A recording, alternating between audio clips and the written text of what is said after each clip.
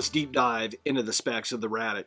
First off, we're looking at S35 VN steel. Nice high-end steel, going to hold an edge really good. Corrosion resistant, not corrosion proof. You're going to have to do knife maintenance, as with any steel that you have out there, depending on your environment. If you're in high humidity, that is a must.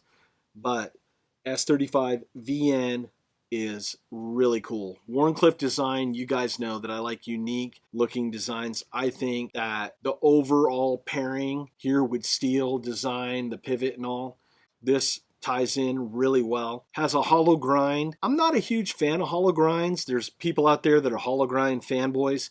I think a knife of this caliber probably could have done better with a high saber or a flat grind, in my humble opinion.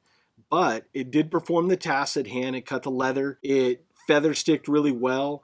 It was doing a couple tasks on the tri-stick really well. And on the rope cut, which is always hard. I'm using inch and a quarter rope. That is just a testament, one, of a grind and of the sharpness of the blade.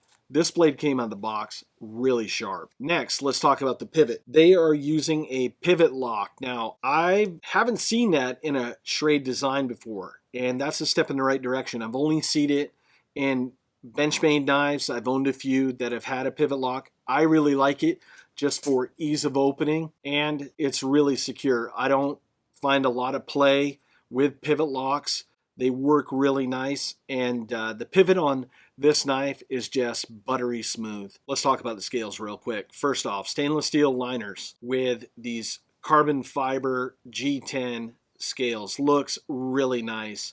Makes it pop. Just enough contrast to really make this knife look elegant. Now, if I had one complaint about this whole system, would be the pocket clip. It's not the fact that it doesn't sit in the pocket well, it does. But when you're trying to pull it out, the way that the clip is designed, there's just too much meat on there, and it's not radiused enough to where you can take it out of your pocket with ease. And I'm going to be honest, almost ripped my shorts trying to take this knife out and then put it back in. Note to Schrade, maybe take a look at that pocket clip, maybe put a little bit of a radius on the inside to help pull it out of the pocket just a little bit easier.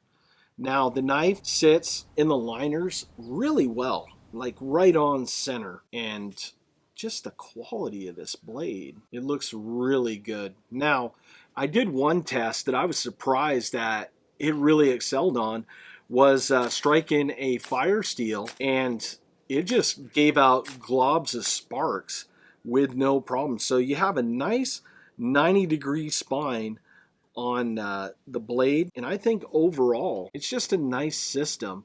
Now, as with Made in America, the price is going to be up there, and I know that it's somewhere in the $200 price range right now. Is there other knives in this category that are a little bit cheaper? Most definitely, and that's something to consider before you pull the trigger. But if you're a Schrade fan and you like the fact that they're bringing some of their line back home here in America to be made, and you want to support them, well, there are options now out there for you. Now, they have about 4 or 5 knives so far in the Alpha line. I'm sure that they're going to be doing more. And I know that across all their other brands, like the Uncle Henry and Old Timer and stuff like that, they're also introducing some Made in America 1095 steels and such. We'll probably be doing reviews on some of those knives here in the near future. But if you want to learn more about this blade, I'll leave a link in the video description below. This has just been a little quick review on this blade. Hope you guys liked it. And as always, folks, I'll see you in the next video. Take care.